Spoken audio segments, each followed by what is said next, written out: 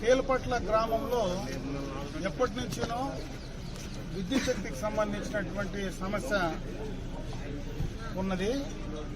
ముఖ్యంగా కేలపట్లలో ఒక ప్రశస్తమైనటువంటి దేవాలయం మరి కోనేటిరాయస్వామి దేవాలయం. ఎప్పుడైనా భగవంతుణ్ణి వీధుల్లో ఉత్సవం చేయాలంటే ఎలక్ట్రిసిటీ పోల్స్ ఎక్కడైతే ఉన్నాయో హైట్ తక్కువగా ఉండి పైన ఉత్సవ విగ్రహాన్ని తీసుకుపోయేటప్పుడు పగిలి కింద పడి ప్రాణ నష్టంగా జరిగే పరిస్థితులు ఉంటాయి. అదే విధంగా ఇబ్బందులు ఉంటాయి. భగవంతునికి కూడా తీసుకొని పోయేటప్పుడు అచ్చట జరుగుతుందనేటువంటి ఇబ్బందులు ఉంటాయి.